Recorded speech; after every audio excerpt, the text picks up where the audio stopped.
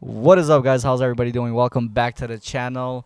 Today's podcast, I have a cool guest with me. He's also a filmmaker. We've worked together in the past. So the guest I have today is Nataniel Khafizov. Nataniel Khafizov is an entrepreneur, owner of United We Are One, also the owner of New York Film Production and an event company called Kaif Life. Nathaniel is a Jewish born from Uzbekistan who migrated to U.S. in his teens, just like I have. So we kind of have the similar story. I welcome you to the show, Nathan. Thanks for having me, Parviz. Yeah. Okay. We just had this whole conversation. We did a pre-recording of like where I screwed up and said Jewish born Uzbek. Right. And Yeah. Nathan just fixed me. He said, "You're Jewish." Born in Uzbekistan, right? So with Jews, it's a little different. Yeah. Wherever we are from, we don't take the identity of that nation. We always stay Jewish. Okay. We cannot be Uzbek Jew or, I don't know, Iranian. Iranian Jew. Yeah, there are Persian Jews, there are Bukharian Jews, all of that, but we don't become, let's say, if we're from Iran, we don't become Iranians. Or if we're from Uzbekistan, we don't become Uzbek. We always stay Jewish, but just from that area. So when you said an Uzbek, that's already identity, Yeah. you know? So that's the only thing I see. corrected I see. about. It's all cool because the way I really got that sentence from, I don't know if you know Jacob Arabo, the owner of Jacob and Co. Right. He's also from Uzbekistan. He was Right. born in Tashkent, Right. and whenever you search his name on Google, Yeah. and it shows up as nationality Uzbek, so I was like, you know what? Maybe it's the right thing to say. I mean, Wikipedia is not so precise as well. It's not known to be like a website with 100% facts, right? Yeah. Anybody, to my knowledge, I may be wrong, but anybody could just go and change anybody's profiles and bios and whatever they want to change and put whatever they want to do. I see. Yeah, So I get it. So it's, we just call him Bukharian Jew. he's a Bukharian Jew. All right. I hope he's a proud one. I don't Yeah. know him personally Yeah. yet, but yeah. Cool. The reason I really wanted to have this podcast Yeah. with you and have you as a guest is because we're from the same country. Same country. You know what I mean? You were born in Bukhara. I was born in Samarkand. Two rival cities, you could say. By the way, my dad is Yeah. from Samarkand, so I have a lineage from Samarkand, and my mom is from Bukhara. If you I know see. that song, my mama's Bukhara, my papa's Yeah, Bukhara. Samarkand. Yeah. So, So you're I half and represent half. that song. Okay. So you're half and half. Yeah. So we're from the same country. You're a Jew, and I'm a Muslim. You know. That's Uh, the hot topic. That's now, the hot now topic. everything got yeah. hot. So But watch and wait.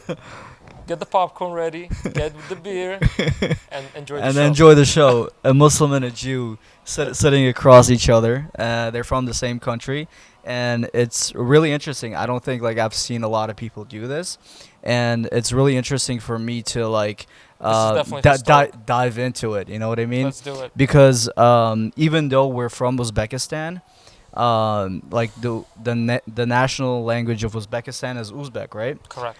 But in my city, we don't speak Uzbek. The people there, you know, we speak Farsi, My or it's called, city too. or it's called Tajik, you know. Hmm. And there's more similarities between us because I guess at home you speak Farsi too, right? Is that right? Or Yeah, in with my your house friends? we speak both languages. Yeah. We have a multiple languages that we speak, which is Farsi, the dialect of Farsi, which is Bukharian, Bukharian, yeah. and then we speak Russian. That's our primarily language that we use, and a little bit of English and Hebrew. So Right. those are the four that we use. I see. We speak. So that's what I wanted to emphasize about because any Bukharian that I meet, I could speak my language where I speak at home to any Bukharian. Yeah.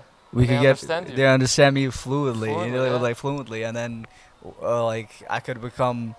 I remember like when I was a little kid. I think, I mean, I was an immigrant. I did not speak a word of English, right? Same. And then there was just one Bukharian guy who was older than me, you know. He was probably like in his 20s or something, and I was like 11 years old, and I picked fights. That was my first fight but in Borough Here in Park. America? In America, yeah, in New York, In Borough in Park. Borough Park. Yeah, so it turned out I picked fights with Arab kids. You know what I mean? Where was this, in the high school? or That was something? no, that was in junior high. In junior high. Junior. Which high school did you go to? So Nutri? in junior high, I went to Montauk. It's IS 223, and then for high school, I went to FDR. So they're all public schools. Last time I saw the rating of FDR, it was like 3 out of 10. So it was like a horrible school. It was a place you get shot and like stabbed. You get a lot of stories there Listen, yeah, about you that. survived, so Yeah. I'm happy you're here with me talking, bro. Okay, you made it. Yeah. You made it past that. Past that stage, Check. right? Yeah. That's good. So that Bukharian guy, he was always sided with me. Oh, And getting a phone call. you're a busy guy. Listen, that's what I'll happens. call later. Yeah. And then that's how I knew like there were Jews from my country, right? Well, first of all, the way I found out there was a different kind of religion coming from Uzbekistan. Hold on a second. Yeah. I got like almost completely confused. You got into a fight. Okay, I Where didn't tell did the whole you come story. from? Okay, I didn't tell the whole story. Okay, I didn't tell the whole story. So the backhand story was I'm a fob, fresh out the boat in the States, right? Likewise, baby. Did not speak a word of English, and Same. I'm trying to like, I guess, fit in. And that Cole is trying to fit in into our podcast. I know. All right, let me. All right, this time I'm gonna put it on airplane mode. So I'm sorry, Or on everybody. that boat mode, so they know who they speaking to, you know? Airplane mode. Okay, now we could talk about it. So fresh out the boat, right? Do not speak a word of English. I'm trying to fit in. How old were you? I was 11. 11. Okay. 11 I was year- 14 when I came. Yeah, I was 11. 13 and a half. Yeah, 11 years old, and then I think something happened, and we're playing handball. Handball was a sport I in remember. the backyard of the school, I guess. And there was like Arab kids making fun of my English. In and that school. Yeah, and then the only word I know, it's the MF word, you know. And then I curse You out used like it they for have. everything in life. Exactly. Whatever you wanna speak, you say those words everywhere, and it worked. I Yeah. got you. It's like a unique code for Ye- everything to unlock every door. Yeah. So this is what happened. I get into a fist fight, right? And then he grabs my leg.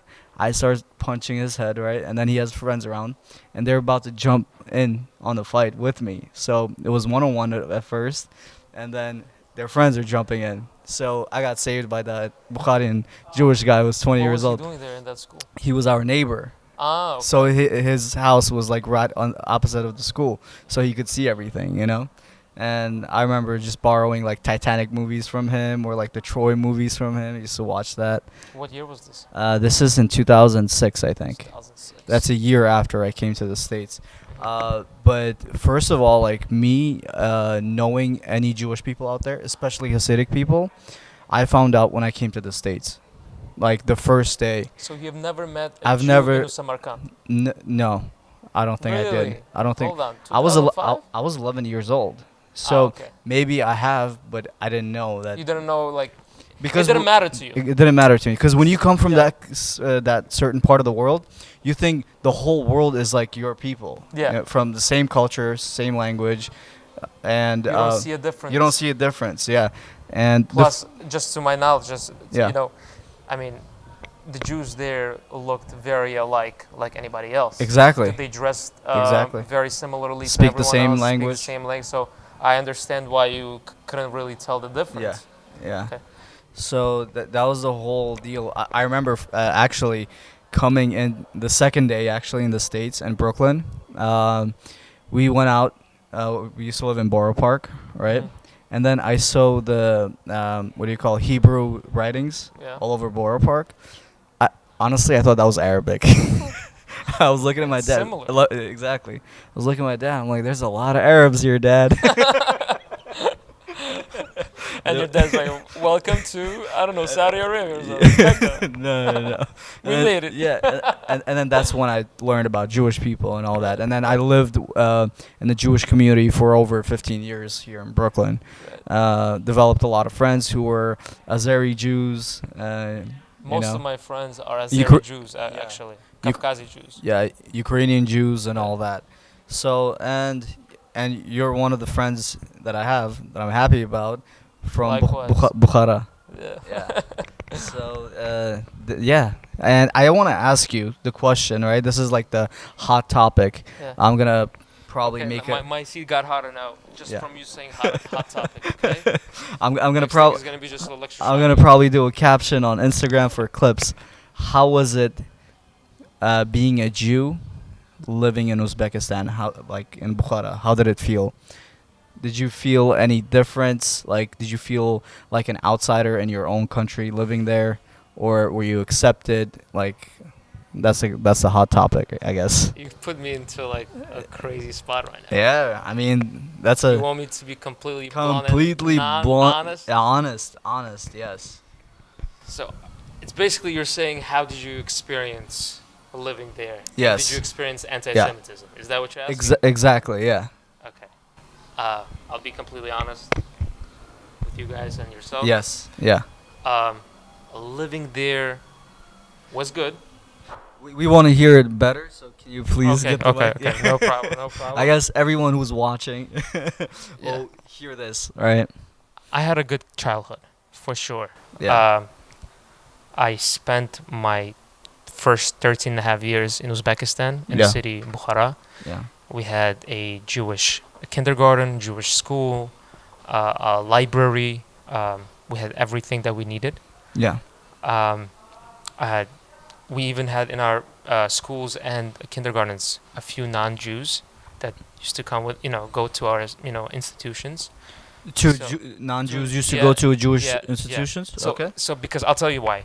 Okay. After like 1991, 1993, that's when like most of the Jews left from Yeah. all these USSR countries. Yeah. There was still some left. So to make up I guess, the numbers that they needed for schools, whatever, they would also To run, yes. accept not just Jews but others as well. Yeah. So I was getting along very well with everyone. Yeah. Actually, no. Let me correct myself. No. Okay. The Nathan that you know, the Nathan that you know, Yeah. it's almost completely not the one, another Nathan that was there. In Uzbekistan. Yeah.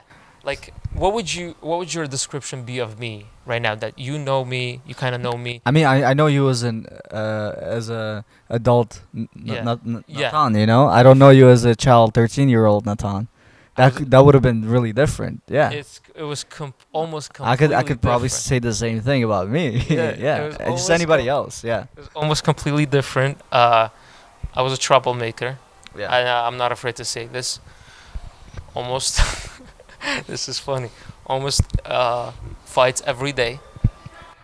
Oh, that was the thing. That was the thing. Right? That was the thing. No? That was the thing. Almost every day there were Okay, I'm not fights. gonna say every day. I'm gonna say Fridays because that's when after school the teachers can't catch you and call your parents. You get to go home, you know. So Exactly. every Friday you have to fight somebody. That was the culture. Yeah. Yeah, that's just I guess the culture, or we're just not disciplined enough or not mannered. I don't know what it was. No, there was fights all the time. Somebody but would this fight, is- or I myself would fight. Was like. But this we was were natural. Wild. We were But this was wild. natural though. Even when I came to like New York, went to junior high, we used to have fights like every 2 weeks or every month. Like Yeah, but you see here it's a little different. They looked at something like this completely different. in junior Get high, into a I mean fight, obviously that's high like, school. yo, Obviously high school years I was like chill, right? Junior high there was a lot of fights, I could say that. Yeah. So up until when I was there. Yeah. But lot of- are you dodging the question where I was What? trying to go with it? No, Like I'm not trying. okay. What's the question? you forgot the anti-Semitism. question. Okay, that's what I mean. That's Yes, what I'm getting from the fights. Okay, let's go back I'm making to a the nice track. segue, a transition to that. Yes. So yeah, I was a wild kid. Not what probably you know of me, like more calm, more respectful. All of us were all of us probably were like So a the little same crazy. childhood, guess yeah. Yeah. Yes, there were situations when I would say yes, Yeah. I did experience anti-Semitism for Mhm. sure. I'm not gonna hide that. I'm not gonna be like here. Oh, just because you guys are of different faith, of different background. I mean, we're Yeah. all kind of share the background we're from. Yeah. I'm not gonna dodge the question. I'm not gonna be like, hey, no, everything was fine, everything was good. I'm telling you the truth. Yeah. Yes, I experienced. Where I was living, it's called Makhala. That's where Jews used to live. Yeah. In Makhalas, they would have it in Bukhara, Samarkand, Tashkent, wherever It's they were. called AKA Jewish village. Makhala. Village, yeah. Jewish village. So, like in the parks, I had a few guys there that are not of my faith and not Jewish. Yeah. Sometimes they would make trouble. They would call me, hey, like, you know the word, jugud. I hate that word with passion. But it doesn't that mean Jewish? No, no. I know that for a fact. That's coming from an Arabic word of, you know what it is, right? No. I like No, this you is, don't know? this is news for me. Okay, I may be wrong, What? but to my Yeah. knowledge, it means a dog from Arabic. In some version, some way. No No? way. No way. No? No way. Regardless, I know. For Yeah. me, like this is This is this is news for me. Like I Really? I swear this is news for me. I thought this literally meant Jewish. No, it's not. So how do you Okay, maybe it how, is. You know what? how do Fine, you I'll how, take that okay, back. how do you say a Jewish person in our language in Farsi? Yehudi. Yahudi. Yahudi. That's the way. I know for a fact there Damn. you know, Tajik people, Uzbek people, and my father was very respected in Bukhara. He was known the photographer in the city of Bukhara. Everyone knew my father, so I would get I the see. pass everywhere. Every time they would greet him, they would say, let's say that name was mentioned, like Yeah. what kind of faith he is, they would always say Yehudi because that's how much they respect him. And that's I knew that they know of that word. Okay. Yeah. So there was a difference. Some would say Yehudi and some would say Jugud. That is where it's No kind of way. a problem. Yeah. Wow, I'm mind blown right now. Yeah. I legit thought that word was just Jewish. But listen, we don't know this So for a where- fact. If it's not Jewish or not, it's something else. Okay, we we'll have to make our Google it. research and probably you could put it in the description or whatever. Okay, so you used to hate it when people used to Yeah, call I it. used to hate that, and they wouldn't just Yeah. say Jugud respectful. Like Yeah, I know. let's say this meant Jewish, and probably Yeah. maybe this is means Jewish. Yeah. Jugud, right? They would not say hey Jugud or like all that kind of. They would not like respectfully say that. You would see that they're saying it in a way to pick on you, to insult and you. then they would start Yeah. fights. So from Yeah, there, I I see, already I knew. see. You know what I'm saying? see, I got it. If that really, and maybe it is meant Yeah, Jewish, but that's not how it was used. yeah, You know. yeah. So just also, I want to make like a little disclaimer. It's not like I had experienced anti-Semitism every day. Everyone was and we ran from Uzbek. No. I wanted to Yeah. make that clear so that they don't think like we were like persecuted and nothing like that. Yeah, No, but there were moments. yeah, Some people that are not well mannered. yeah, They don't represent the entire nation. They don't represent all the Uzbeks. They don't represent all the Muslims. yeah. Not well behaved. Probably got it from those that were doing the same thing in their generations. You know, they Yeah. were picking. Yeah. There's always but these at that type of people but I in think- every yeah. religion, in every a nation that just don't know how to behave. but I think like in your teenage years you just pick fights as a boy. You know, you just want to fight. You know? I've never experienced that here though. I I- came here as not even well, you could say a teen. So they're Yeah. giving us something here. Yeah, Oh, no, it's it's a a table QR number. code. Yeah. If we were gonna eat something, then we could Ah. order it. You know what I mean? Okay, QR code, scan it. gotcha. Um, I've never experienced something like that here. I came here Oh, when I really? was 13. yeah, I- like Bro, yeah. from 13 to now, I'm 25 now. I maybe had one or two fights. But you went to yeshiva. That's it. You went to yeshiva though, right? Yeah. That's the whole difference. So If you went to what do you- public what do you school, mean I by think. the difference? So what do you mean by that? And yeshiva, I think it's a private school, right? Yeah, of course. Yep. The parents pay for it, right? Or it's funded by an organization, and the kids, I guess, are well mannered. You know what I mean? It's not a public school, right? Yeah. Public school is for anyone to go there, right? I went to public school and I did not have this experience like you have. So I guess you guys had a lot of well mannered kids. When I went to public school, there were a lot of bully kids. You know, like everybody used to bully each other. Like you're a newbie, you get bullied. You know what I mean? And you have to fight your way through it. It's just in junior high. I'm not saying it's in high school. But you went to high school here, right? Did you go to junior high too? When I came, I went to 8th grade, then high school. Okay, 8th grade is just also, you could call that a high school. But 6th and 7th grade is a hot years of fighting. That's what I would say. That's the season. That's a season of fighting. Yeah, exactly.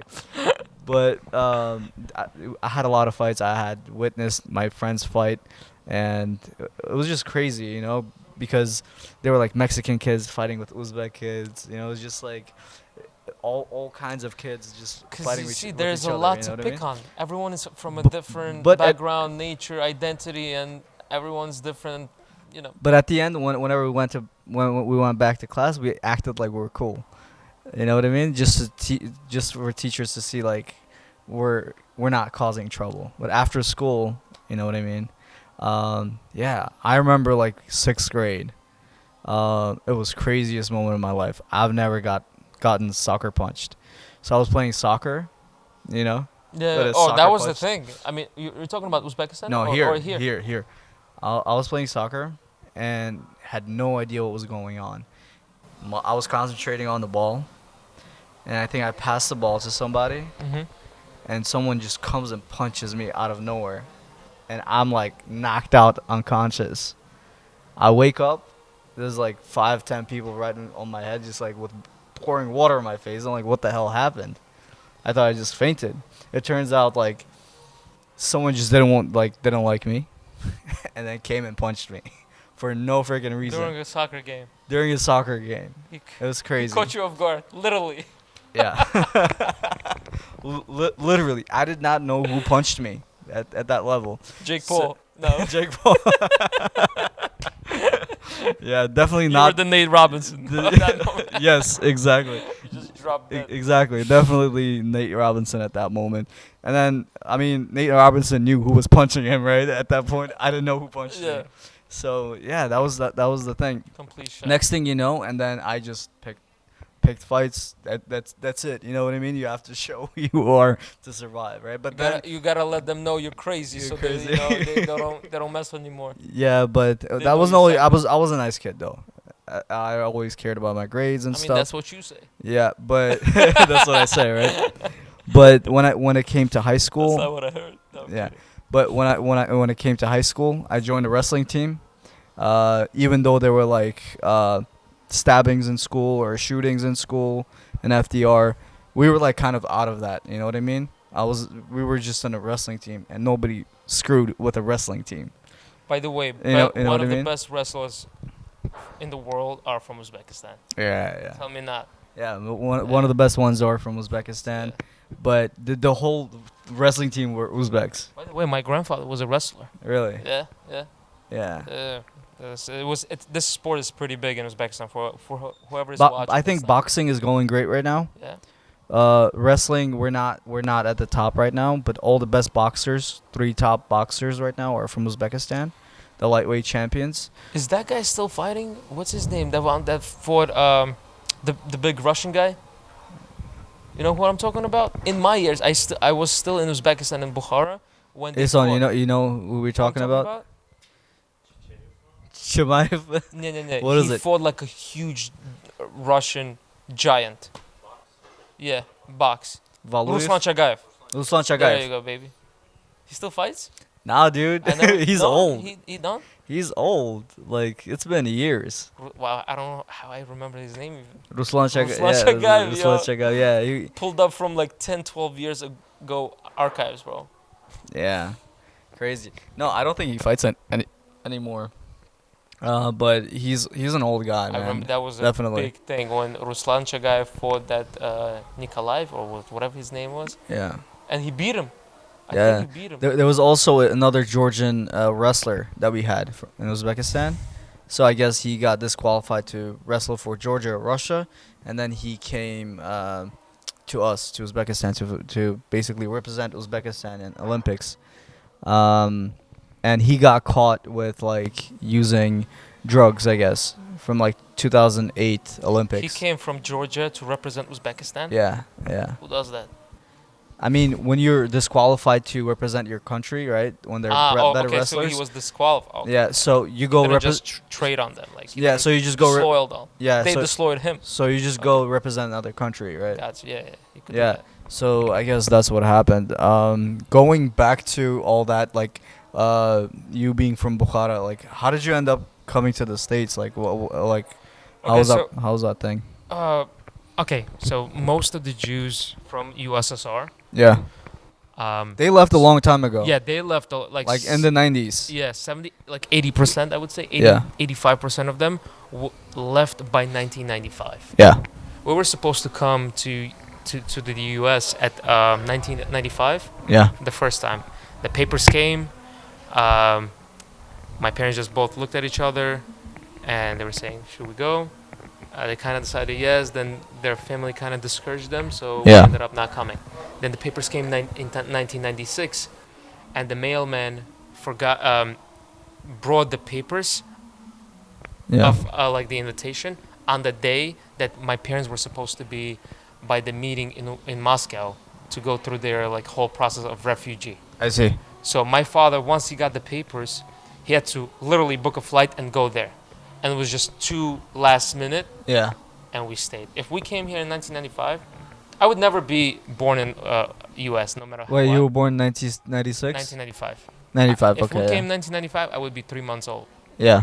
but I would never be able to be born Yeah. here. So like that's out of the question. I would never be able to Yeah. become a president of the United States. Yeah. And we actually, as Jews, we don't want that. We don't want Jewish presidents. That's In a thing. America? Yeah, we don't want that. Well, I think. But you know why? Because Yeah. everything is gonna be blamed on Jews. We'll already get blamed for everything. You know- so you know we- what- you know what I'm wh- saying? You know what Vladimir Putin says, right? Have you heard his quote? No, tell me. The guy has trouble with his life. All he has to blame is the Jews. Bro, it's a theme song in the world. Things going wrong, it's the Jews' fault. This is the Jews. So Yeah. imagine if we like a Jew was That's in power of the biggest force in the world. The thing is, you know what they say. You point one finger at someone, there's like three pointing like At you. at you. Yeah. You know what I mean? So I guess people don't like to like take accountability in the world, and they always like to Pick on bl- someone. That blame someone. Yeah, blame with their- someone. Yeah. So, Yeah, so that's don't worry, guys. Whoever's watching, a Jew is not becoming a president of the United States ever. I'm sure you've seen these. no. guys. What about Bloomberg? I think Bloomberg was running. No, Yeah, but I doubt there will ever be a Jewish president. I mean, really? that's a thing. Come on, Pro- Jared Kushner. He was not a president. He was an advisor No. to the president. Yeah, but he has a chance. No. Yeah, he has a chance. Republican. I doubt he's gonna do that. What about Ivanka Trump? I also doubt she's gonna do it. You don't think she's gonna lead her father's path? I think if anybody was to do it, it's Don Jr. Don Jr. Yeah. But he's not Jew though. Oh, you're saying in particular as Jewish people? Yeah, as Jewish people, because Ivanka Trump is considered. Yeah, she's She's Orthodox Jewish. Jew. Yeah. She converted like full-fledged Orthodoxy. Yeah. Let's see. But we'll live and see, you I guess. don't say never though, Natan. Don't say I mean, don't say that's, never. Like I know this within the circles. We don't want. You guys don't want it. Yeah, we don't want. Because Okay. we already get hated for a lot of stuff for no reason. Yeah. So we definitely don't want that, bro. Trust me. I see. Maybe your children are gonna be president, so you never know. Man, let's see. All right. So I don't know. yeah. So let's go back to the topic. Like, what year you came here? I came here in 19. I 19. don't know when I was born. I was gonna say. Yeah. 2009. 2009. Yeah. I see. So how was it? How was like? I guess you're Jewish, right? From Uzbekistan. Yeah. How was it coming to America, and meeting your own people? Like, did you have like different kind of like? How can they say? In our language, it's called tarbiyah, right? Mhm. Tarbiyah. I don't know that word actually. You know what? I don't know that word. Tarbiyah. Your manners, I Oh, guess. Okay. Okay. Your manners. Yeah. Your manners are really Uzbek, coming from Uzbekistan, right? I saw it with my own eyes in the Like beginning. what? Like, give me an example so people know what you're talking about. Because I don't even kind of know what you're referring to. Your manners are pretty great, dude. Like Meaning like morals, how I conduct myself. morals, how you conduct yourself, how you talk to people, you respect them. You love There's this like when I do this. you do this, you know. Remember? This is a whole pass for everything. Bro, this is a pass, bro. this is a whole pass for everything. You know what I mean? So how was it different when you came here, right? You met your own people, right? I guess. Yeah. And then like were they the same, or were you like looked out as like the black sheep in the family, you know what I mean? In the beginning, for sure. I mean, there are those Bukharian Jews that are still they think they still live there completely, like there, like Yeah. OGs, like they're original Bukharian Jews that if you spotted them there and here, Yeah. nothing changed. Yeah.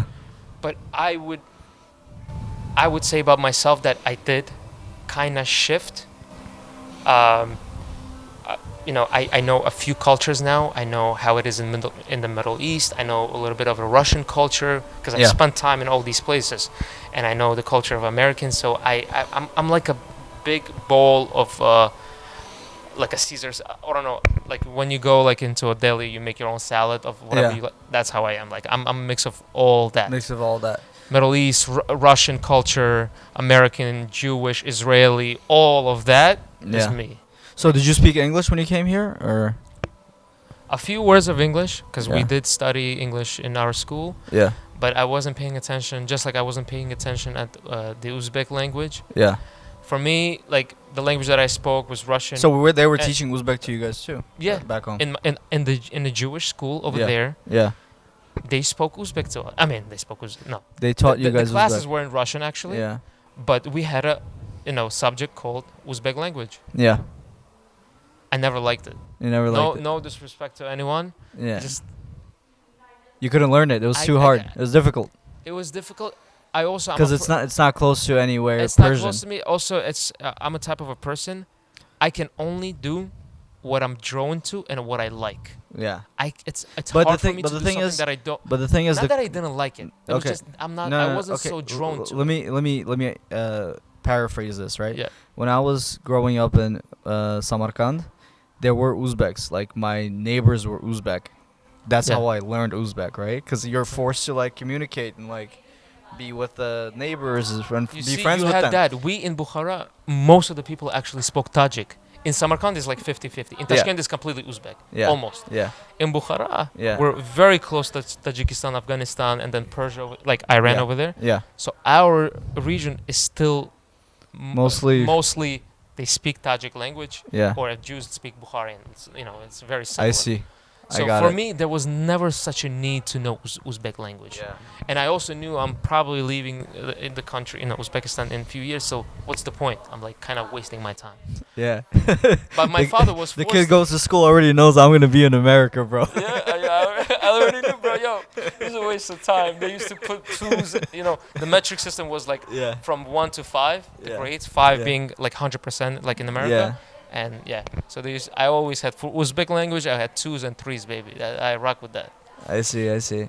Yeah. So let's talk about the way we got to know each other, right? So Yeah. Oh, The- that's interesting actually. Yeah. yeah. Go ahead. So it was a wedding day, right? I was in Borough Park, and we were taking out the groom, and then I guess everyone was dancing, and then you were basically like recording on your phone because it was your neighbors too, and Yeah, you were like happy about it. I've never experienced a wedding in my building.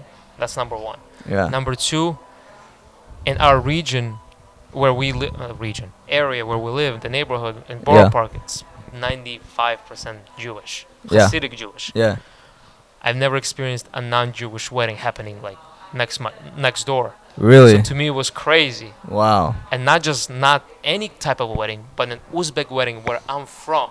Yeah. I'm from Uzbekistan, and this is happening next to my door. Yeah. That's crazy. That was mind blowing to me, and obviously we have very similar things that we do as Bukharian Jews in our Yeah, culture as that's well. How th- you guys celebrate? This is ridiculous, right? This is what mind blows me, right? Yeah. I'm Muslim, Yeah. you're Jewish, and the way we celebrate like weddings, same Practically way- the same. practically the same. Yeah. The music is the same. Same. The We the even cl- call the same artists and At the- caterers and the whole. The whole- not caterers maybe, because Yeah. like our food is You kosher. guys kosher, yours yeah. has to be halal or it doesn't, yeah. whatever. Yeah. But besides that, the same people we use for flowers, the same people we use for venue, the same people for music. Yasha Barayev was Yasha Barayev, actually yeah. in our building Yeah. escorting the couple. Yeah. And that's where I met you. I knew you Yeah. from what's his name? He was speaking about you, and then you remember? I forgot his name. I remember But he you. worked for me for a couple of I gave him Ilham, I think. I don't know. Whoever that was, I don't know why his name slipped. Akbar, Okay. Akbar. Okay. So I thought you said you saw Saradishi's video. Saradishi too, but Okay. that's later. That's Saradishi, later. yeah, Okay. this guy, he showed me like I was asking him like of like freelancers, and one time he showed me, Yeah. and I knew you're like one of the top guys from Uzbekistan that's here, that's in this business. Yeah. So when I saw your reel like and your stuff, I'm like, yo, this guy knows what he's doing. Hopefully we'll sometime connect and Yeah, we'll that- work on something. Yeah, that was So a once that I was a saw crazy you, thing, I'm yeah. like, yo, there you go. That's the opportunity. I came up. I Yeah. told you, hey, I know you from this and this and that. You worked with him, so I'm happy to connect. I introduced myself, and you're like, yeah. And then like in 2-3 weeks, we already were We're working together working already. together on like I a think project. bar mitzvah. Bar mitzvah. The first party that I worked with you was the bar mitzvah. The Yeah. bar mitzvah, yeah. Very Zachary's. Zacharias bar mitzvah is Yeah. a very known person in our Jewish world, in the Orthodox Jewish world. Charlene, Yeah. you were doing the behind the scenes of that bar mitzvah, Yeah, which she yeah. done very beautifully. Did she like it? She loved it. She Yeah. loved it. You crazy? Yeah. Everyone was shocked. So that was amazing. And the next thing we did was probably the biggest thing. Oh my god. Yeah. The next thing was yeah. the music video for Nissim Black, Nissim Black. Eight Flames, that we shot in L.A. Yeah. with one of the top cinematographers that's out there in the world, Darren Miller. Darren Miller, Yeah. that shot music videos for Post Malone, which is congratulations. And what was He it, did it White for Lil Iverson? Wayne. He did it for a lot of big people. Yeah, for a lot of big people. And the thing that you're crazy about, how we did the Rodeo Drive, right? No, dude, like the whole thing, the Oh, way the whole thing? the whole thing, the way you pulled off everything in one day, and then with this gesture, Yeah, bro, this works, bro. with this Nobody gesture. knows. No, that's the funny.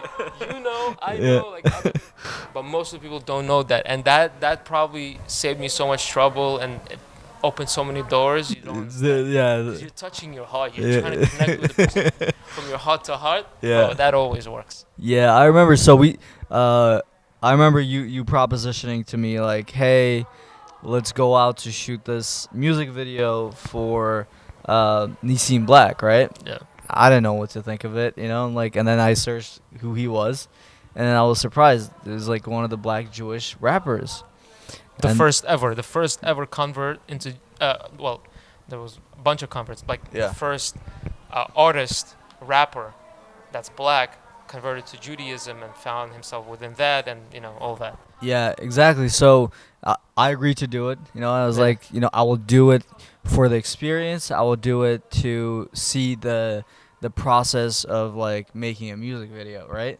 Hence, now I'm like really doing music videos. That's amazing. You know what I Wow. mean? Because I know what goes behind the scene. Because like I was with you that whole day, seeing like how you were managing and then how Darren Miller was shooting, Yeah. and now I could have a whole thing planned out in my head because I've seen it out of an experience, right? Firsthand. And First- probably one of first- the craziest music videos definitely in the Jewish world ever done. Yeah. Sure. So the itinerary for that day was crazy. So that night we spent the night at the mansion in Yeah. Beverly Hills, right? Yeah. Beverly Hills. Woke up the next day. You know what? I was thinking, like, you were chill as a cucumber. You know what I mean? You were not panicking because, like, it was like almost 9 o'clock. Nassim did not have any proper clothes to shoot this music video in, so we had to go to You one went of to the Ross. You guys went to Ross. Ross, yeah, Yeah. to buy clothes. We came back and I think Darren and then Matthias. Matthias was not there, and then they came a little later, and then everything just went like smooth sailing after that. We shot it right by the Beverly Hills, and then we went to the I mean, that's how you saw it. yeah If you knew what's going on in my head, yeah. It was crazy, because I've learned one thing. Yeah. To be able to work, and I don't want to tap myself on the back and say, oh, like I'm doing, I don't know, I'm in Hollywood, I'm shooting Titanic. No. Yeah. But to be able to do and work on that kind of a level, no matter what's going on in your life, in your professional life, and if Yeah. things are not going right during the day, you cannot show that to people around you. Exactly. Yeah. That shows a very Sign of weakness. weakness, Yeah. unprofessional. Whatever you're dealing with, you're dealing in here. You could be burning inside, and I was. Yeah.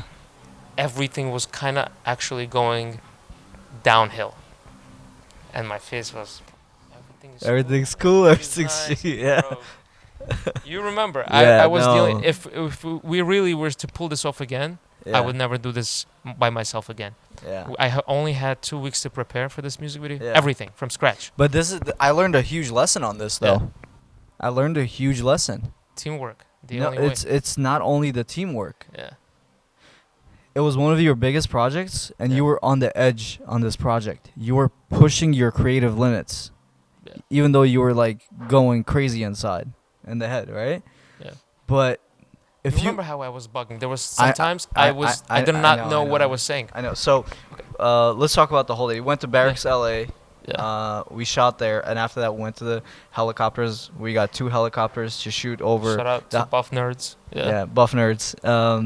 Yeah, what was his name? I forgot. Jacob Owens. Jacob Owens. Shout out to him. I see his ads every single day, bro. I don't even follow him. I see his ads. Yeah, this guy Facebook, is Instagram. crazy. I see him This guy is everywhere. everywhere. Yeah. So I didn't know who he was until you told me who he was. It's amazing. Yeah. Then after the helicopter shot, where did we go? We went to the Hollywood Hills. First, we started in Hollywood. No. We started Beverly in Hills. Beverly Hills, outside. Outside. Then we went to Barracks, the Barracks, LA. where we did the hangar scene Yes. and like a little bunker scene Yeah. inside with the Yeah. lights. Then we went to the helicopter. Helicopter. Forgot the name of Orbic, LA. That's the. I'm telling you, these are the locations like in one day. This Only is one not. day. This is not like a week shoot. This is 1 day shoot. Yeah, Orbic, LA. Yeah. There we did the scene on 2 helicopters. Over the Hollywood sign. Over the Hollywood sign. On one helicopter, we were as a team, me, Parvis, and Darren. Yeah. On the other helicopter, it was Nissan. Sorry, Matthias. I know there was a limit of 5 or 4 people. Yeah. Whenever I saw that he had to be off the helicopter and he could not make it, Yeah. I felt so bad for him. Yeah, But dude. if Yeah. you're watching this, I apologize, man. Next time, for sure, we're gonna have you Hopefully. with us on top. Yeah. So we were doing this on 2 helicopters. From one we were shooting, and from the other, I was directing Nisim to sing like a verse. Dude, it was crazy. Yeah, from the headphones. Were you directing to him, or were you directing to the pilot, and the pilot was Oh, right. directing? You're right. It was You're 3 ways, 100%. It was a 3-way call next to a Hollywood sign with 2 helicopters. 4-way call, actually.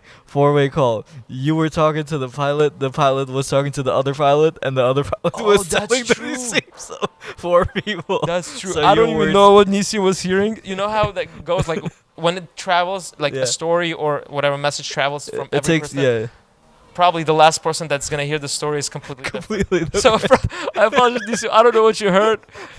Probably not what I said. So if you're watching this, actually, I'm gonna send you this Yeah. to watch. That yeah. that was crazy. Yeah, but so we did that. And then we And went then to you Hollywood connected Hills. your My camera. Man, to the I didn't know that aux. it's even possible. I was like, You didn't know I that? thought that's like the coolest thing ever. Really? Whenever I got that like audio Yeah. files, Yeah. I was like, yo, this is the coolest thing ever. Like, No, the way I know it is through YouTubers, right? Ah, So okay. whenever they in the helicopters, yeah. they ask for the aux cord to Wow, I connect didn't know that. from camera to the And I was thinking helicopter. to my head, bro.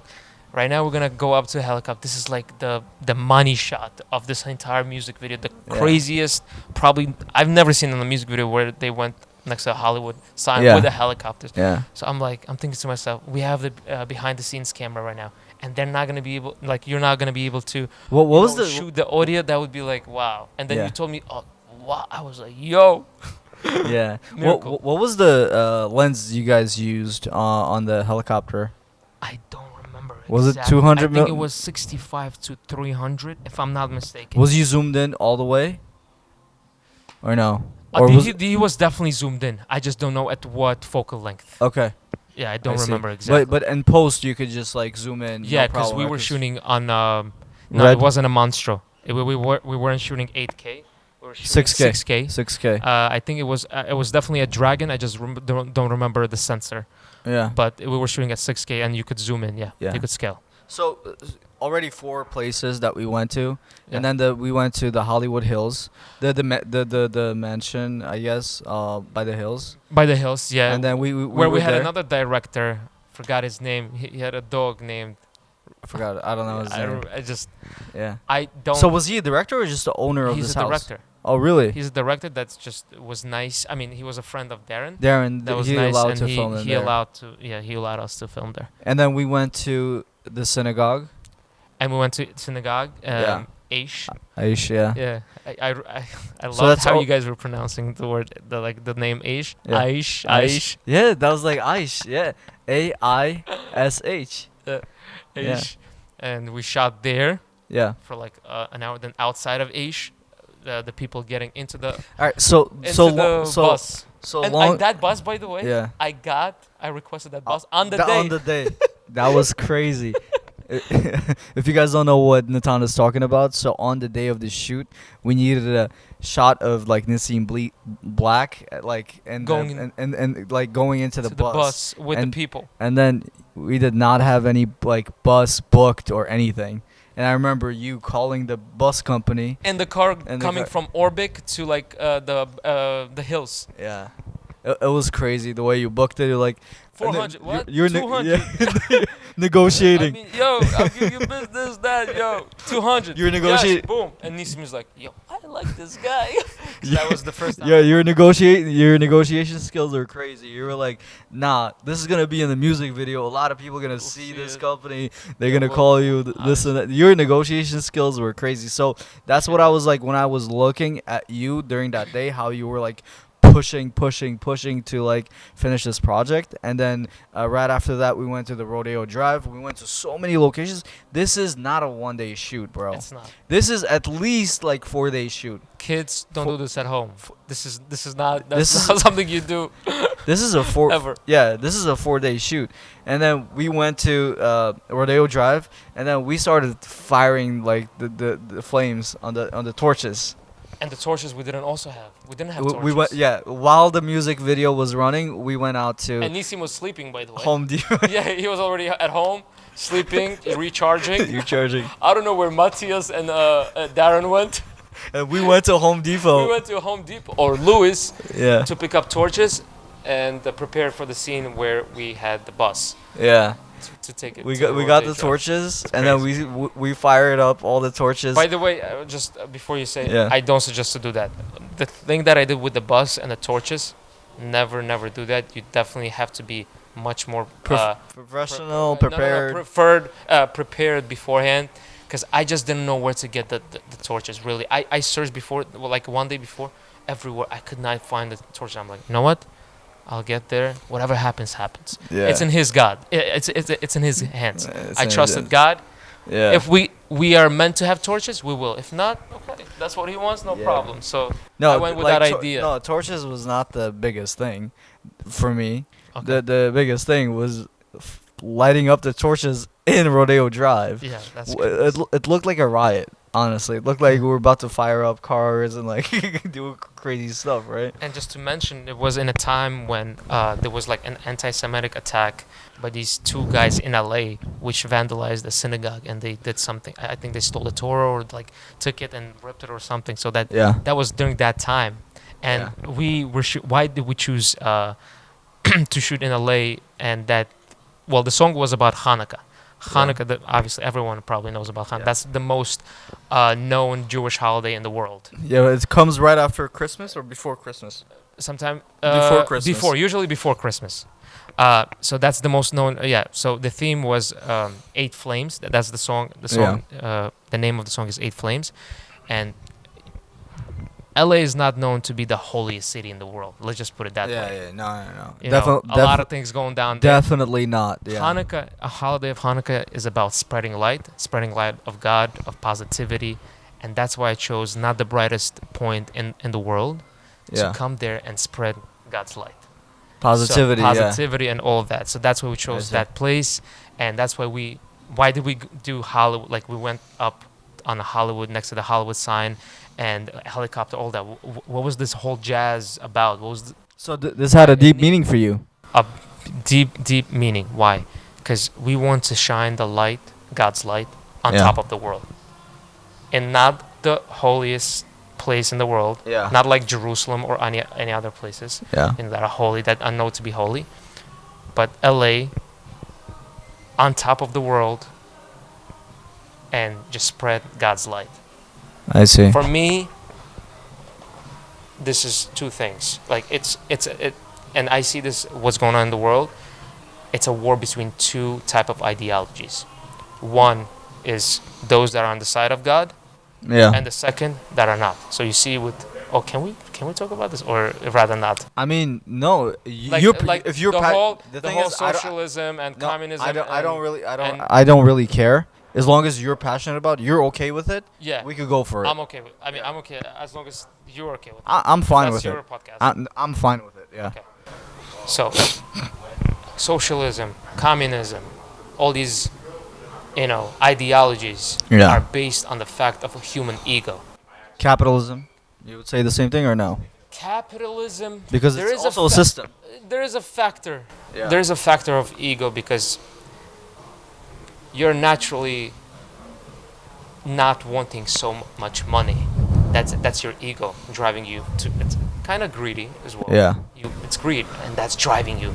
Ego is driving you. I want more. You make more. That's by the one of the things that there's no stop to that. Oh, to That's a greed. To desire. greed. Yeah. Uh, No. That is a desire. No, to make money. Yeah. It's a desire that people have.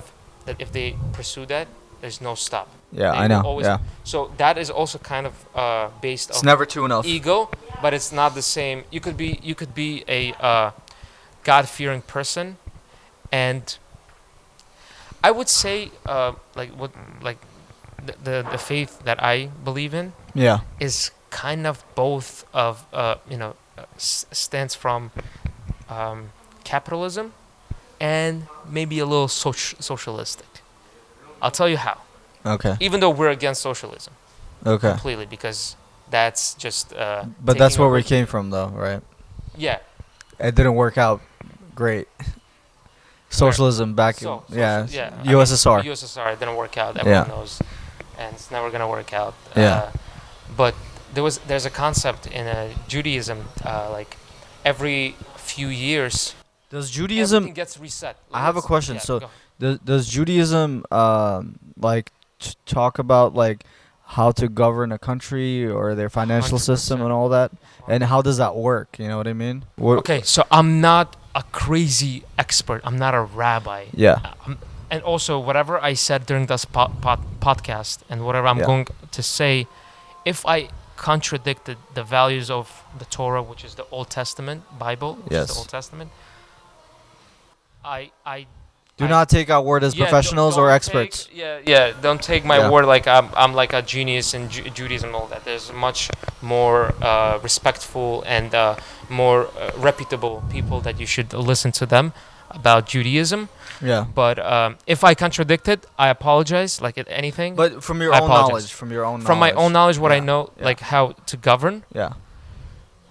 What do you mean? Well, like give me a specific question, and I'll Like- try to give me, my thought. The way of life, basically, of how to govern a society, right?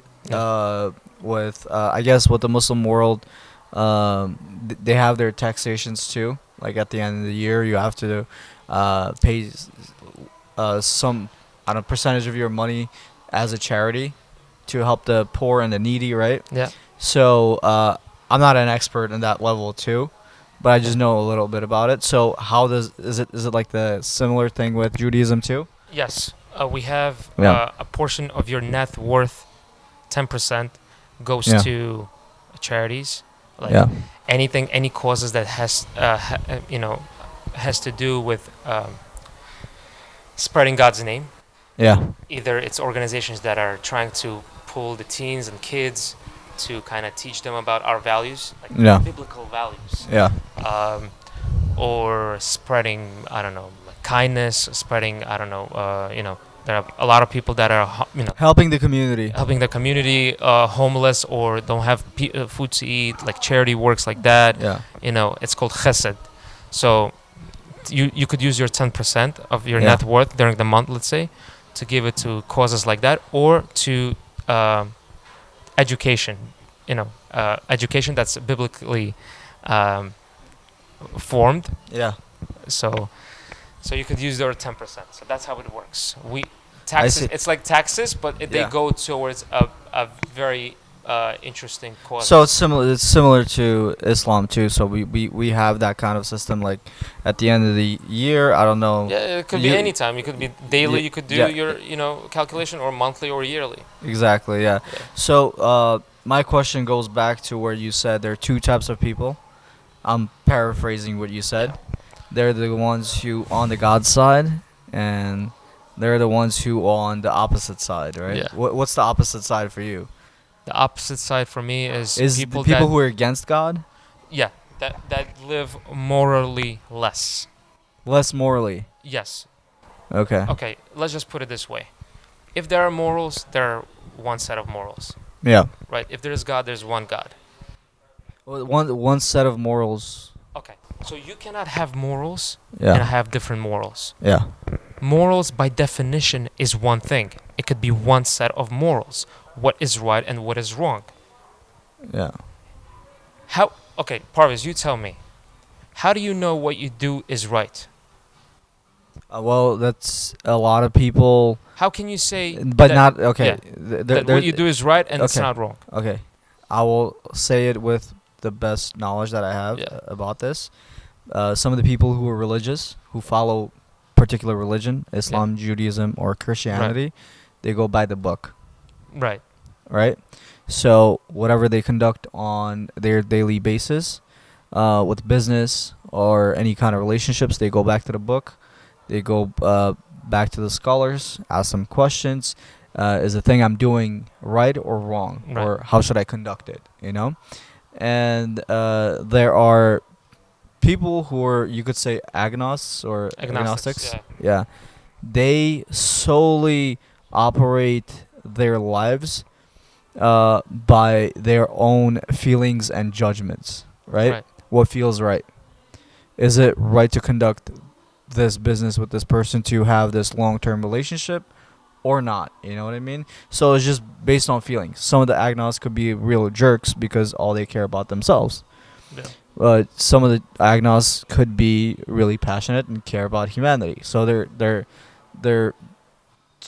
different people, I guess, right? Both of them are following their inner self.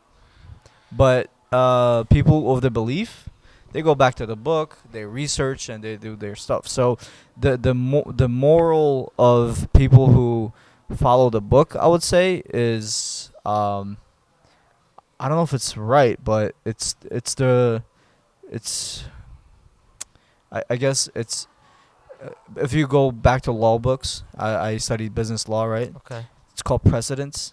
Mhm. Precedents is something written before it already happened sometime way back in the days. Okay. So if you're in law school, you study these stuff, and the precedent is basically, let's say, God forbid, anything happened and you're in a court, and they will see your case and they will look at the similar case that happened before you. So I see religion as that, which is like pretty great, right? Right. As like following something that happened before, and there's a story, how you should conduct it, and what the answer should be. Right. Yeah. So that's where the right and the wrong, I guess, lies, right? Right. But what? Okay. So in terms of what I said, like, how do you know what's right, what's wrong? Like, let's say what Hitler did. Was he right? Obviously What wrong. he's He killed so many wrong. people. How do you know that what he did was wrong? He caused so much pain in But humanity. how do you know that was wrong? There are people in the world that think that's a beautiful thing what he did. That's right. Still, And we the- can never say that they're not right too. You Yeah. know why? If we don't have a set of rules that's coming from not a person but something above a person, yeah. then everything that people are saying is just an opinion. There is no right and wrong, because God forbid I would never do that. Let's say No. I go right now, outside on the street and just punch someone just for no reason. He's walking, boom. Am I right for doing that? No. How do you know that? There are people that would do that easily, and they think that's okay, and they think that's a great Yeah. person. So my But more it's their trouble though. exactly. So the thing I'm trying to say is that without a higher power Yeah. that's setting those morals and rules, Yeah. there's no way to know what's right and wrong. I see. Everything becomes an opinion. Yeah. How do you know? Okay, I know that to kill a person is wrong. How do you know that? Prove to me that it's 100% right what you're saying. It's a fact. How do you know? You don't know that. There are people killing Yeah. cannibals, killing people left and right. How can you tell me that they're This wrong? just went deep. How can you tell me that Yeah. they're wrong? Yeah. Yeah. Without see. a one moral system that's coming from something that's above all of Yeah. us. It's not a human. 8 billion people in the world. If there is not something higher, and it's the laws and rules are not coming from him, then everything is just an opinion. There is no such thing right or wrong. Anybody could do anything, anybody could say anything, anybody could behave like they want to behave. There's no such a thing I see. as right and wrong. So that's why those people that are not on God's side, if you have seen, every time that there's something like godly presented to them, or like, they automatically hate it. They like with passion. Yeah, it bothers They them. Yeah. think that they're free. Yeah. They have all the freedom, but really, it's the opposite. The more they think we're living restrictive lives. Restricted really- lives. Yeah. Yeah. So, where I was going with this, my point that I was trying to make clear, that we don't know what's right, what's wrong, Yeah. if we don't have something that's higher than us, I see. that's making one order. Okay. I have a question. Do you think this is just a phase for you, or are you just gonna conduct your life until the end like this? Like you're a man of faith, right? Do you pray 3 times a day? I do pray 3 times a day. Three times a day. Yeah. And how long you been doing that for? I've been doing that for now, and in the last year or two, Year more or or two. less, and like the last, I would say 5, 6, 7, 8 months, Okay. more Question. consistent. My question.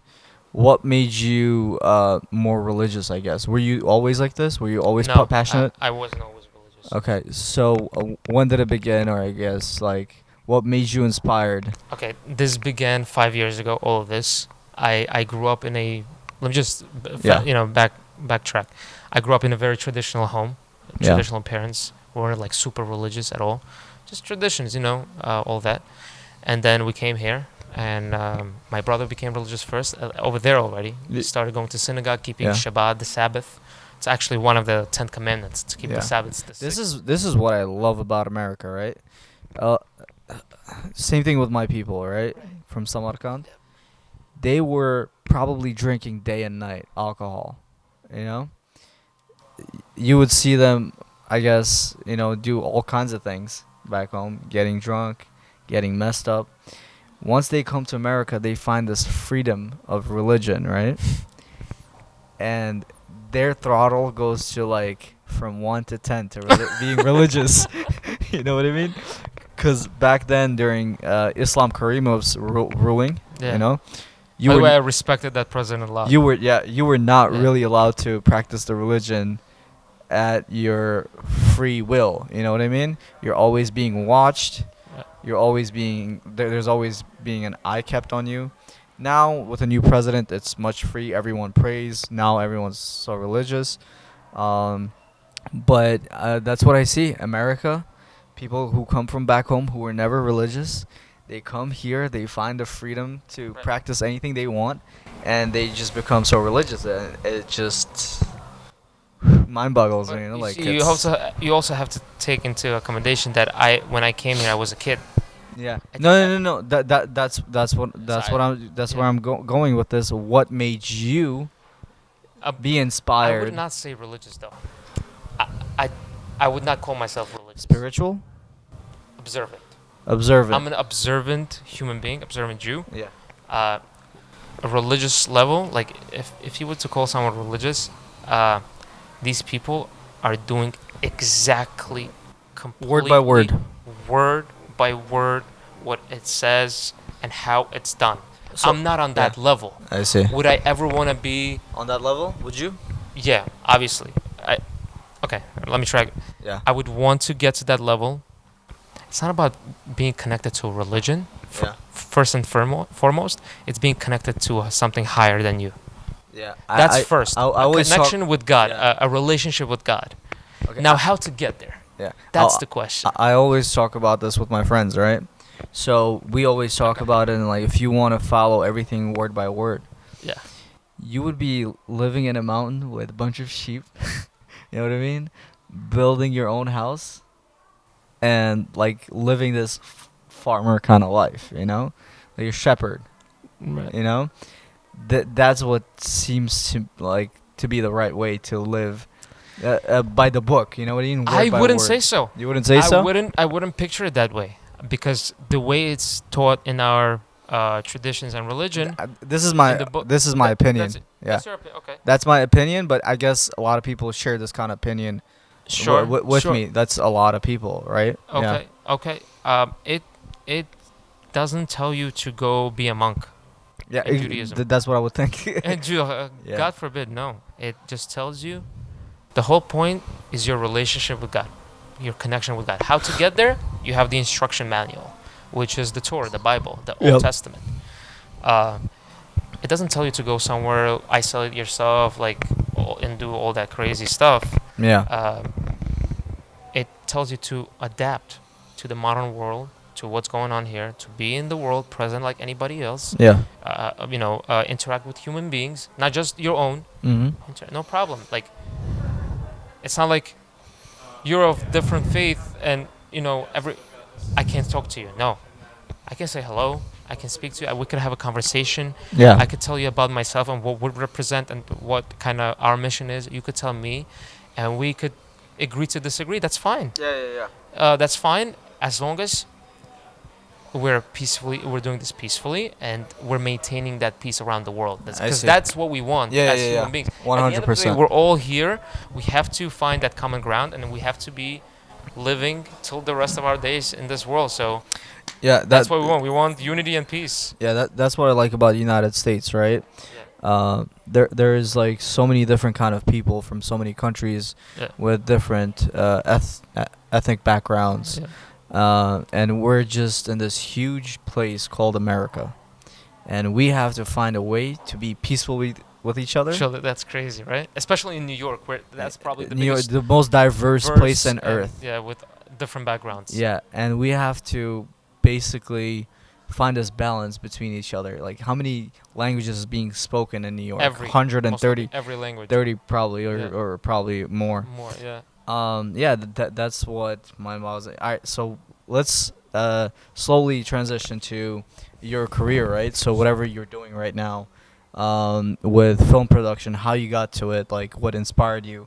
You just said earlier that your dad was a photographer. Was your dad like your inspiration to start and like pursuing this journey, or did you have other things in mind when you were in like high school? Did you go to college? I did go to college. Yeah. How the inspiration came to doing anything artistic? Yeah, you say, video. arts? Yeah, video.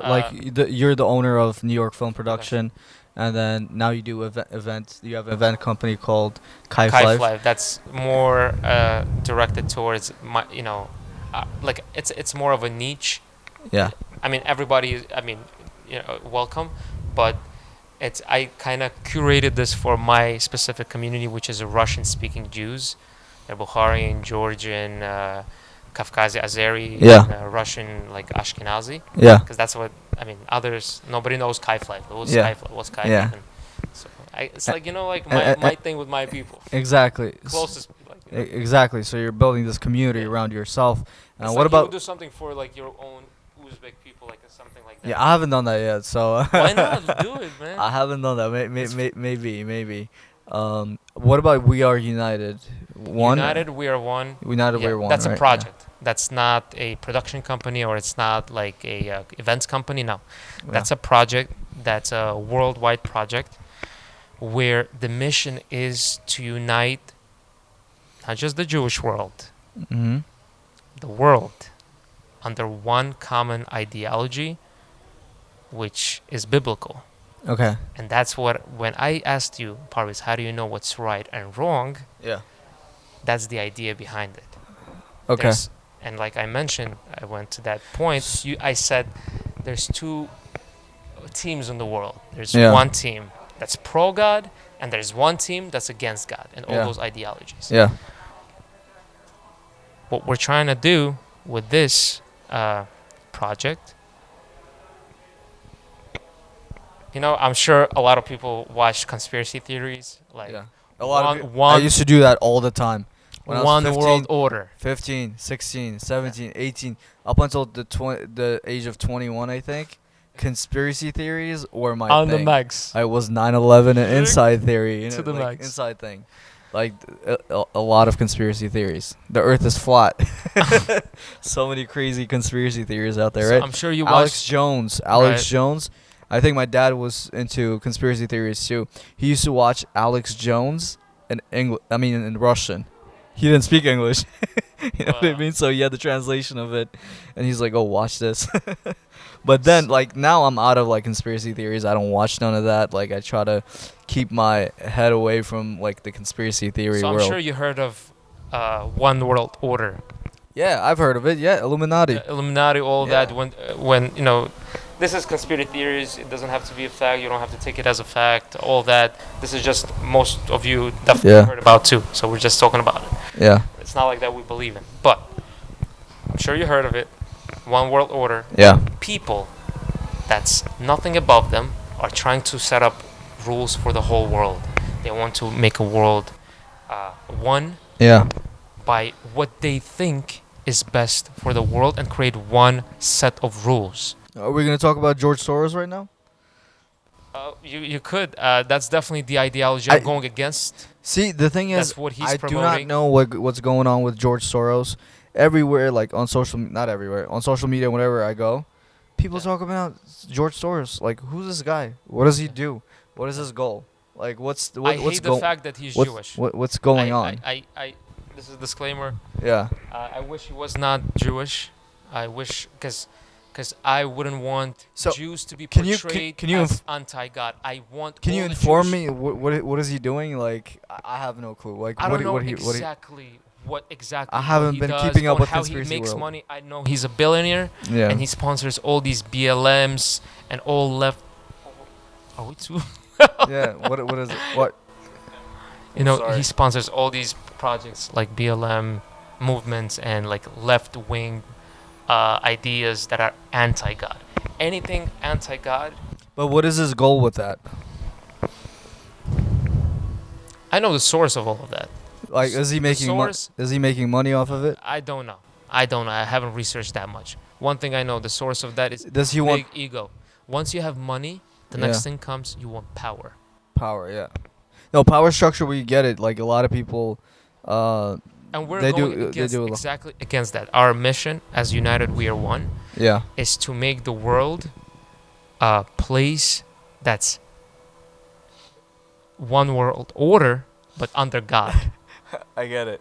So it's God's world order, God's not world man's world order. I Like, see. back to what we were saying, how do you know what's right and wrong? You can know if Yeah. you don't have something on top of you telling you what's right and wrong. Yeah. Otherwise, everything is an opinion. So whatever they do, it's just based off ego, big ego, because they have a lot of money and they want control over people.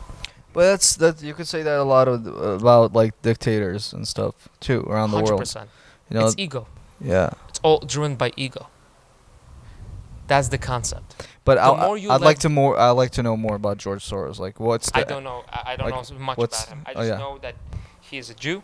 He's a billionaire. He sponsors all these left-wing projects and movements, something which the Yeah. religious and orthodox and followers of the Bible, Jews, are against. Yeah. And I would definitely not endorse him ever or support. I would. I hope and I wish he stops doing what he's doing. Okay. I That's- see. I don't know what he's doing. Yeah. So George Soros. So if you want to contact me at parvisdove@gmail.com. Let me know what you're up to. I will. I don't- I will conduct this meeting with Natan, and we'll have a three-way I don't think podcast he would together. ever want that, and he would probably watch this. He would definitely have different opinions about this and what he would want to do. I see. but he could try. He's an old man though, right? He's an old man. Yeah. He's an old man. All right. Yeah, it's crazy. So, did we mention of like how you got into filmmaking, and what's Yeah. how you it was asked your me, passion? Somehow we went to We went to George Soros. Yeah. So yeah, it was started when I was like 10, 8, 9, 7 years old. I No grew way. up in a family where my father was a photographer and he had a photography studio. Yeah. Photo studio. Yeah. Yeah. In Bukhara, so he was known as one of the best, if not the best, photographer in all of Bukhara at that time. And so yeah, he was doing photography, and I grew up in that house, and I saw what he was doing, and I was. So you grew up interested. seeing what your father did, and then you were And I inspired worked to. for him. And I worked You for worked him. for him. Yeah, I would help him out, assist him somewhere, like in the salon. There was a bunch of employees that he had. I would assist them, and I would help him around. How did that transition here into States? When we came here, he got me a camera. We started shooting small events, bar mitzvahs, birthday parties, sweet 16s, all of that. Yeah. And then eventually, through high school, 9th, 11th, 12th grade, when I went to college, I realized that college is not for me.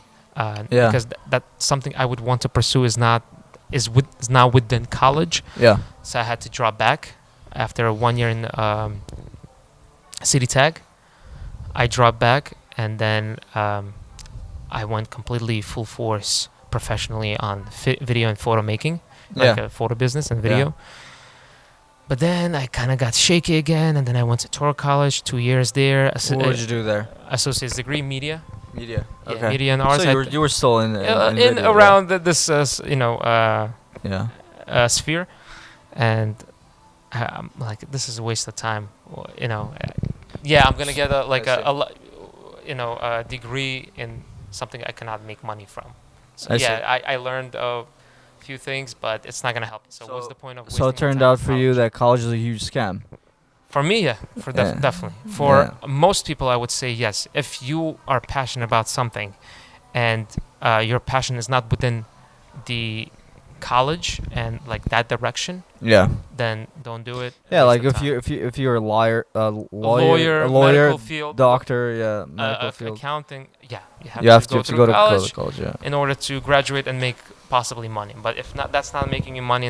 That's your passion. What's the point of doing that? It's a waste of time. So, what I would want to ask, like, right now, what's your vision for whatever you're doing with New York film production or your event company? Where do you see it going within 5-10 years? Like,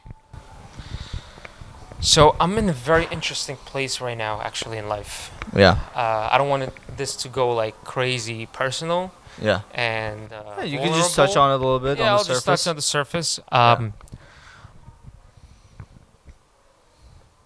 Okay, so the puzzle got you, like, kind of feeling whatever.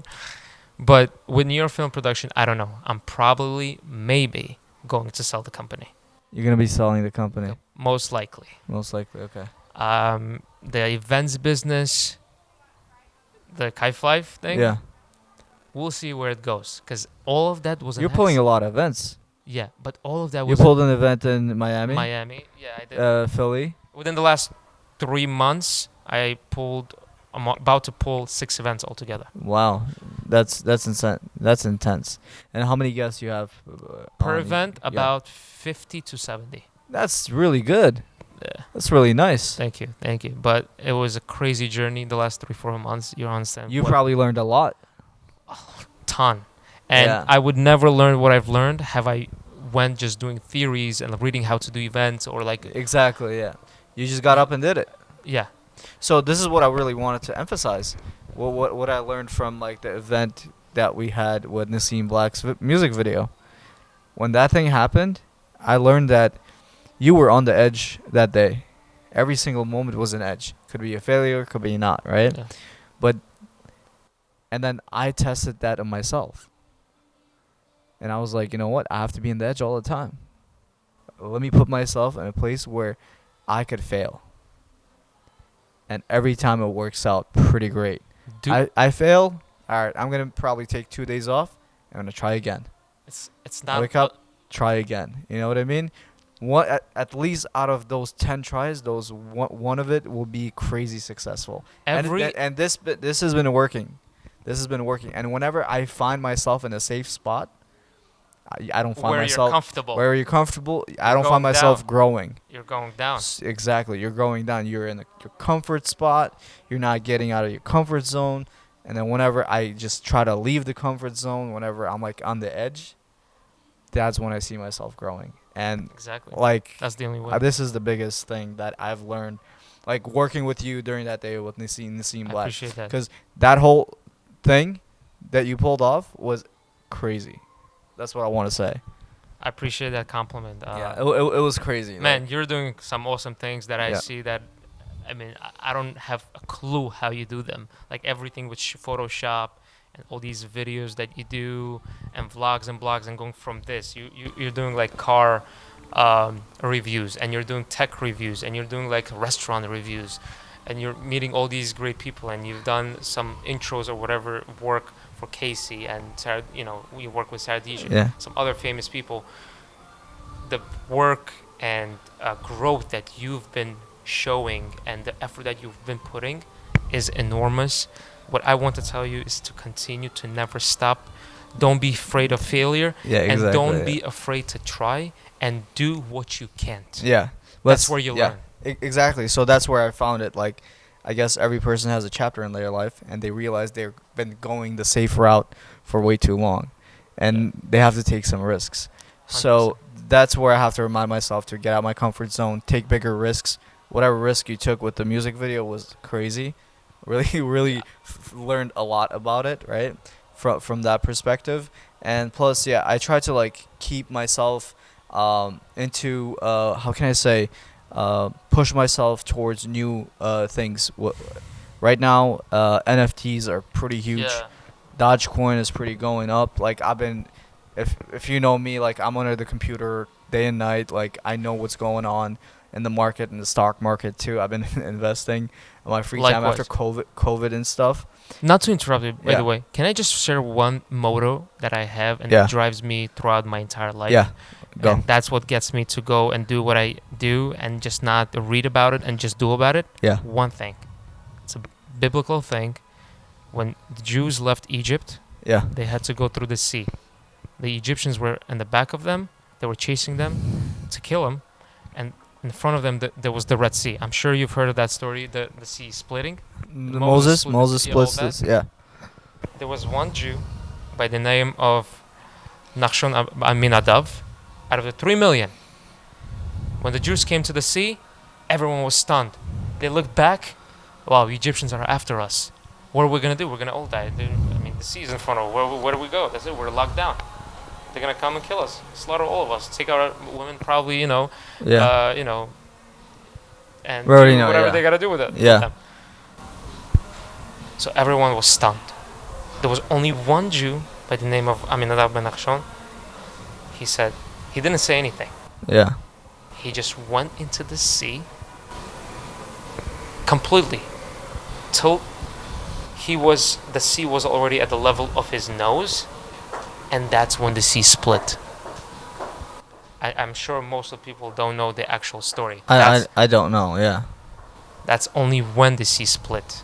That's only when God allowed, when Moses, put his stick into the ground, and the sea split. That's only when God allowed for the sea to split.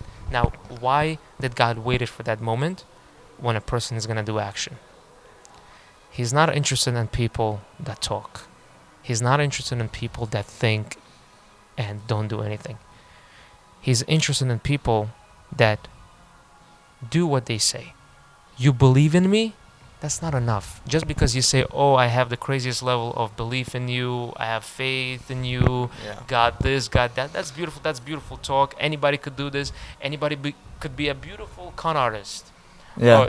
I'm sure everyone knows so many of these religious speakers, they've been caught. They always talk. Yeah, they talk the talk, but they don't walk. A Yeah. lot of them, they've been caught with like money, like stealing money from people and Dude. living like rich lives and all that. Yeah.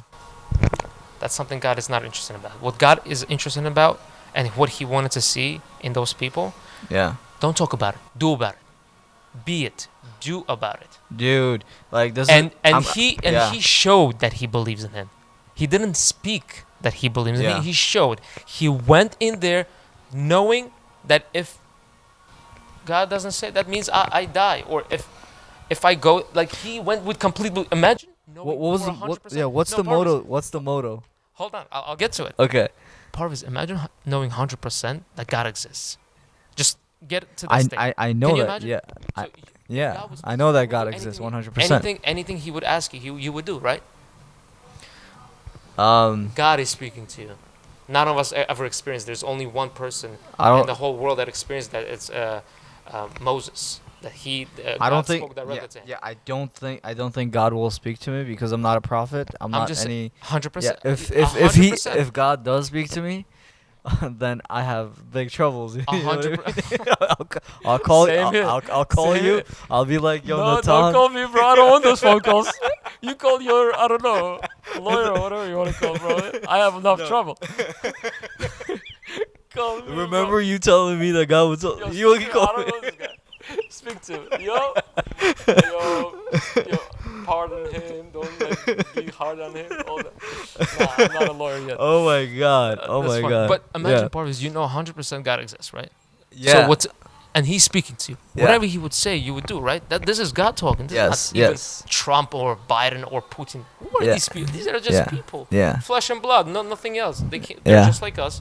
They have the same hands, legs, everything the same. Yeah. Nothing is different. Just their status is different, right? Yeah. But this is God. This is the one that's on top of everything. And imagine he's speaking to you. Whatever he says, you'll do, right? This is on the level of faith that this person was. He went completely to the sea, knowing, fully trusting in God that he will split it for him.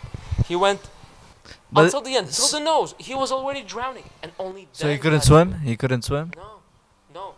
He had no like Even skills to if he swim? swam, he would go. Let's say he knew how to swim. Where did he go? It's a sea. You can't swim across the sea, man. No, you There are yeah. people that could swim But you could- alone, but but- not the sea, bro. Yeah, but you can try and come back if you're gonna fail. You know what I mean? Bro, he would die. It's a sea. It's a sea. You know, Wait, he is would he not is- last. Is he more dangerous than the ocean?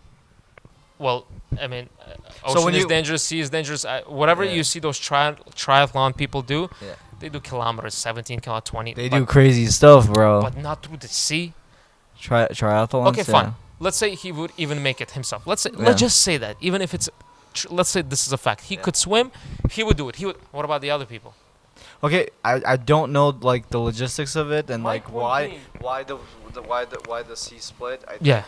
they had to cross for some reason. I have no like I don't know the story. My point being is, Yeah. even if he could swim or cannot, he just wanted to demonstrate his faith, complete faith in God, that it's not about speaking about it, it's about being about it, doing the action. He went until the end, he was already started drowning, Yeah. and that's when God let the sea split. I see. So that's And how the I mo- go about life. So the motto is like you the go till motto- the end. You don't just talk about it. Yeah, you could talk about it, you could read about it, it's all BS. Yeah. Until you put in the action, all of this is just dreams, beliefs, nothing. Okay. You're in your coffin, when you're dead, Harvey, nobody's going to talk about what you thought about because nobody knew about what you thought about. Yeah. I'm sure there's a lot of thoughts that go inside your head. Yeah. None of us know. Asan, right? Asan? It's on. Isan doesn't know what you think about. You don't know what Isan is thinking about all the time, 24/7. Yeah. You don't know about what. Nah, if you're So best, who cares about your thoughts? if you're best buddies, you know what you what you think. Yeah, but you don't know 24/7 what No, Isan no, is not thinking about it. 24/7. We generalize it, yo. Nobody. Yeah. No, Isan is married? Yeah, he has kids. He has two Isan. kids. Be honest. Do you know exactly what your wife is thinking about 24/7? No. Impossible. Nobody Impossible. knows Impossible. anybody here in the world. 8 billion people. Yes. There's no such thing as, oh, we're completely one. That's the beauty of it. That's what we're here for, to find out how to completely be one with him and how to be one with your spouse. That's a beautiful thing. And that's a life journey to do that. But that's not, that's one of the things that we're here about. Now, once you find out why you're here with the purpose, the whole purpose of this, and a lot of people could probably, that's the most, by the way, asked question. Let me ask another question, all right? Yeah. So, a lot of people are coming out with NFTs, right? Oh, we went to NFTs now. Yeah. Let's go. Let's move the topic to Oh NFTs. man, I got so passionate about it. Okay, go Do ahead. you have the passion for it? No, okay. No, Did- NFT. I'm not so versed in NFTs. You educate me a little bit. So non-fungible tokens. They like sell their arms. They sell their whatever, everything. You can sell anything to other people. Is that what it is? No, non-fungible token. So Meaning they don't sell physical arms or whatever. They just sell the token to hit. Like I heard like there's a tennis player yeah, that sold a part of or like a piece of her skin on her arm or something like that for a token of NFT to someone else. really. Yeah, Okay. I'll share a post later Okay. with you after this. So NFT is called non-fungible token, right? So, you produce a picture or a GIF, you know, that's like animation, and you sell it to your viewers or your fans, right? So, if you remember, I don't know if you grew up with collecting cards.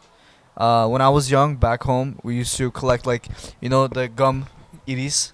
You used to call it iris, and then you used to collect the whole pictures and stuff of like, and then I had the pictures of Jean-Claude Van Damme and all Yeah, I that, remember. I used and to then do they that had too. so I much used to collect. value. And as a kid, you used to trade that with like Yeah. other cards. Do you remember Oh, that? we used to play Choperi. You remember that? Yeah, you played. Yeah, Choperi, exactly. We used to man. do that with Yeah.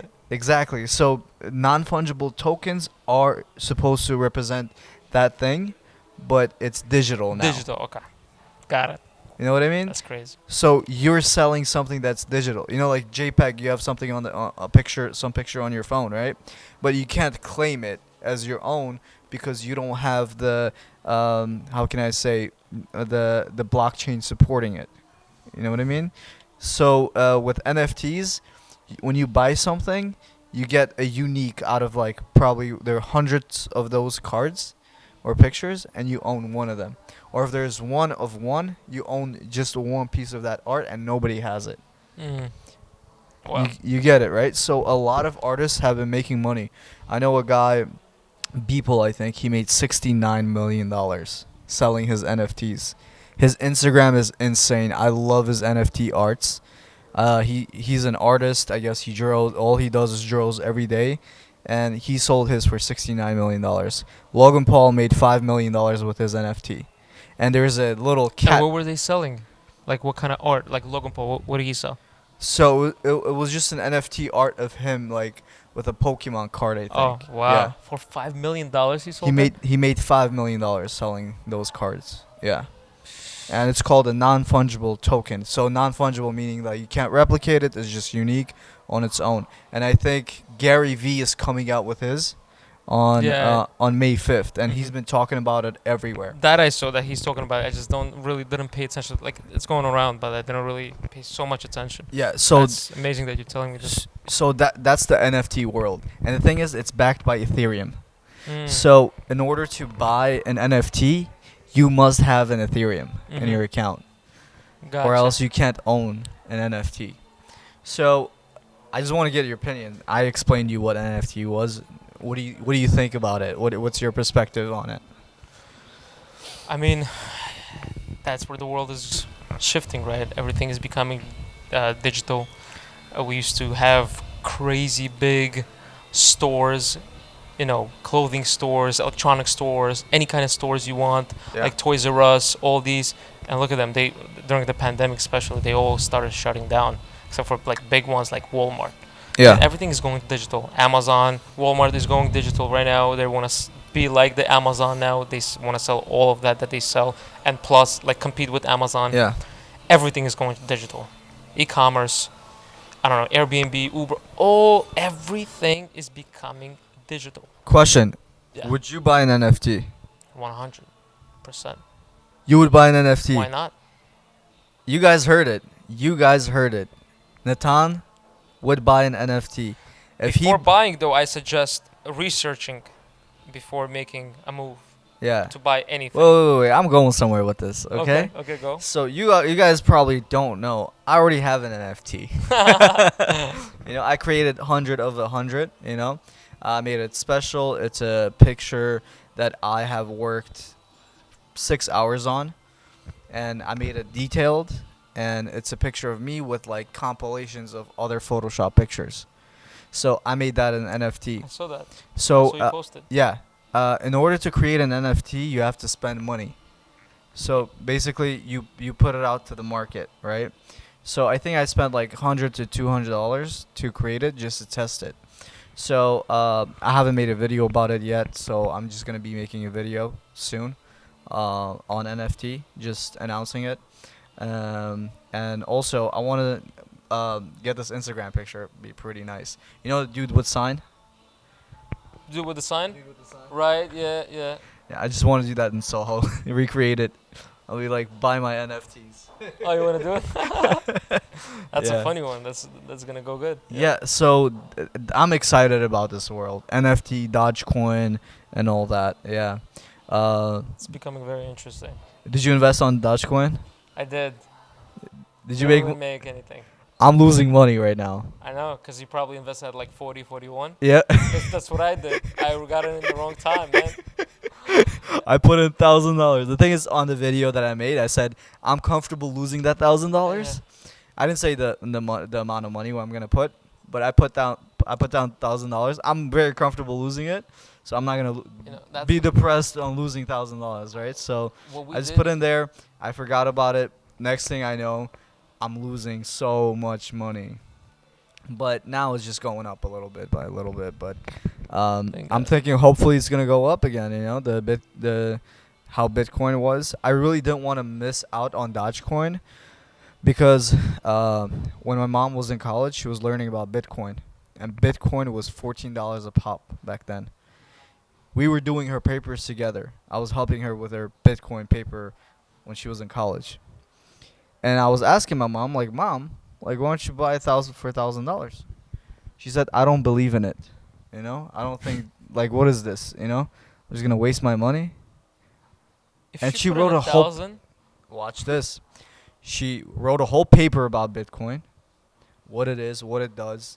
She submitted a paper. She got an A+.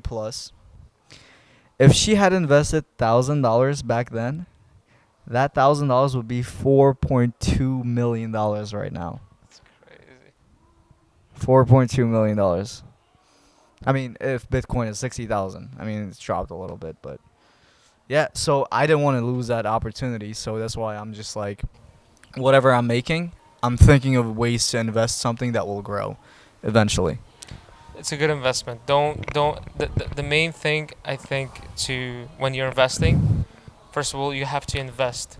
And something that you understand. You understand, that's number Yeah. one. Number two, that you're ready to lose that money. That if you lose it, it's not gonna hurt you, no problem. Exactly. Yep. That's two. And three, don't be emotionally attached to that money. There's gonna be ups and lows, you know, Yeah, ups and downs, ups and downs, Depends obviously how you're investing it too. Some people are playing the short game. Boom, boom, boom, boom. They Oh wanna no, invest. I do long It term. went up. They take out money. I do long term. I think that's. I remember I stopped looking at my account, and I wake up one day, like I stopped looking for 2 weeks or 3 weeks, and I see and my money doubled, and I'm like, all right, that's cool. Yeah. And then move on. You know what I mean? I think that's how I would. But the thing is, yeah. whenever I find myself, whenever I'm like on my app, just keep looking at the numbers, it never moves. You know what I mean? So I just tend to stop, look at it, just invest it, forget about it. And the investments that I make is really precise, and it's really safe investments. So I look at the 5-year history of the company, and if it's being sold like at its cheapest right now, I invest on it. You know. So Right. if you guys really want to look up like Rolls Royce, I've invested into it. Pretty great. You have to look into it. Yeah. Yeah. Okay. Yeah. But like Dogecoin, like you invested in it, and Yeah. I also did. This is for long term. You don't worry about what's going on right now. Just Yeah. keep it there. Even if let's say you lose all that money, you're okay with it, right? Yeah. So only invest money that you're okay that's with. the only losing. reason. Yeah, I said Yeah. it in my video. That's it. I'm gonna put the money that I'm comfortable losing. That's it. Yeah. Yeah. All right, guys. I guess we're at the. Do we have anything to cover? Do you have any message for the world? To for know the them. world? Yeah. Okay, for the world, like To know Yeah, something about Nataniel Khafizov. Khafizov. Okay, so one thing I would probably want them to know, and that's the theme that behind of which we did this whole podcast, is what we spoke with Paris beforehand. like what Parvis before this podcast about is let's make this universal as possible. Let's make Yeah. this a podcast that anybody would listen to could gain something Yeah. and learn that people of different faiths could be together, speaking to each other, and be, friendly and united.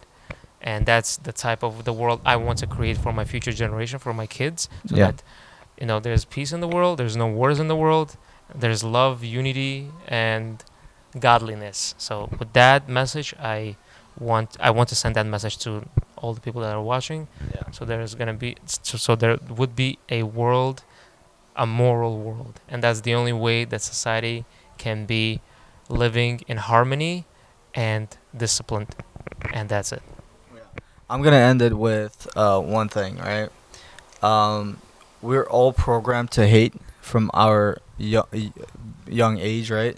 It's either the community that we grow up in, it's either the society we grow up in, and we are told about certain people, certain things that are not really true. Yeah. And we have to experience that with those people, right? That's what I found out about the reality of this world. Hate is being taught at schools right now.